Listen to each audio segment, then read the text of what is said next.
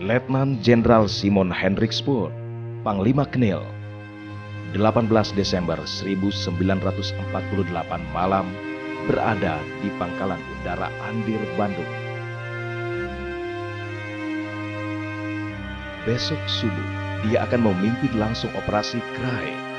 Misi dari operasi militer ini adalah untuk merebut ibu kota Republik Indonesia, Yogyakarta. Menangkap pemimpin politik dan menghancurkan kekuatan tentara Republik. Akhirnya menguasai kembali Indonesia.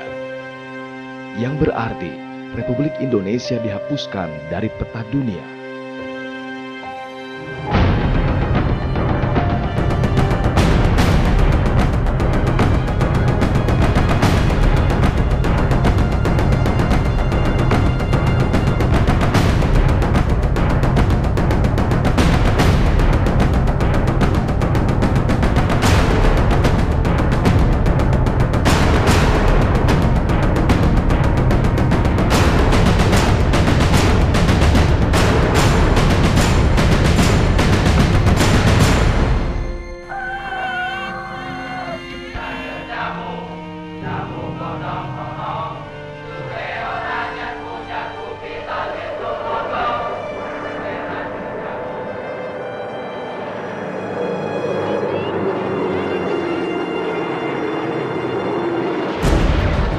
Mesin pesawat tempur kerajaan Belanda mendesing kuat, memecah keheningan Yogyakarta pada pagi itu. Pesawat pengebom B-25 Mitchell terbang rendah dan menghujani landasan udara Maguwoharjo dengan ratusan bom.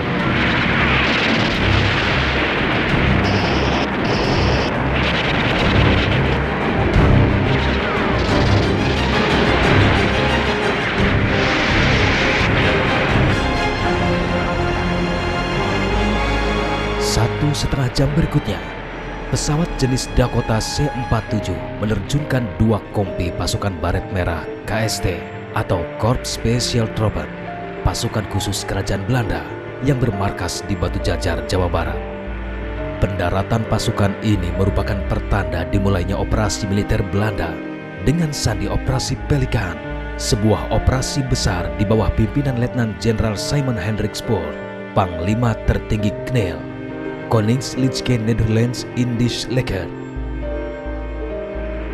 Spoor bahkan turut terbang dalam pesawat B-25 Mitchell dan memberi komando langsung kepada pasukannya. Operasi Pelikan adalah bagian dari percepatan operasi Krai secara umum yang digelar di Yogyakarta. Operasi militer ini bertujuan menduduki Yogyakarta yang saat itu menjadi pusat pemerintahan Republik Indonesia. Misi lain dari operasi ini adalah menangkap para pemimpin Republik Indonesia. Pangkalan udara Maguwo berhasil dikuasai tanpa perlawanan berarti dari tentara Indonesia. Pesawat pengangkut Dakota setelahnya langsung menuju Semarang menjemput 2 batalion infanteri baret hijau.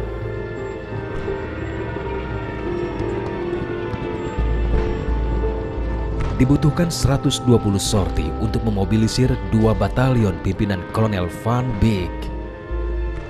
Di hari yang sama, 2 batalion bergerak dari Salatiga melewati Kartosuro, 1 batalion mengarah ke Solo, dan 1 batalion langsung menuju Yogyakarta. Sedangkan di utara Jawa, 1 batalion tempur merebut Cepu dan Rembang dan bergabung dengan Brigade Tempur Marinir setelah melakukan pendaratan di Pantai Tuban. Spoor mengerahkan sekitar 15.000 tentara yang diperkuat dengan pesawat tempur, pesawat pembom, pesawat pengangkut, tank, artileri, dan kendaraan angkut.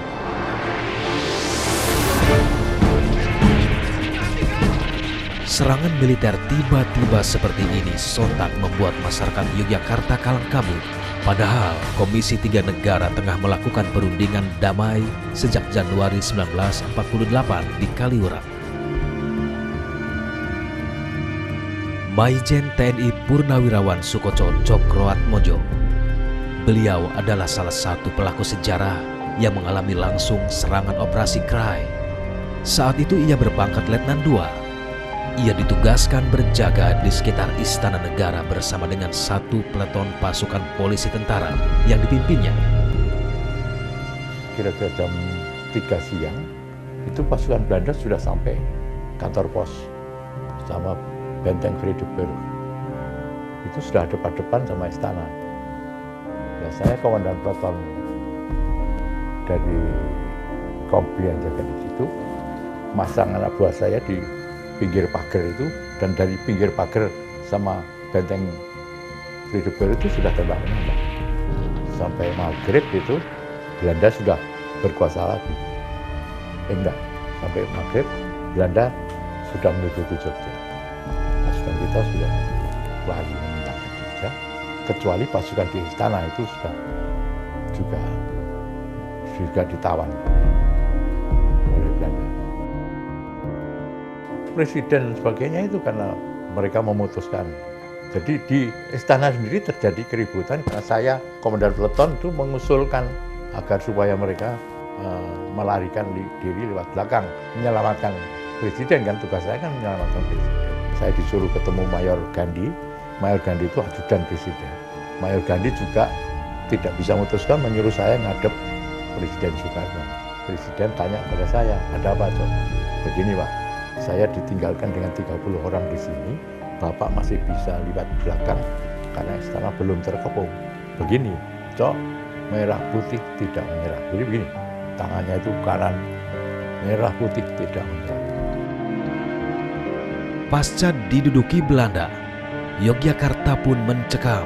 Sebagian besar masyarakat bersembunyi, bahkan melarikan diri ke daerah lain.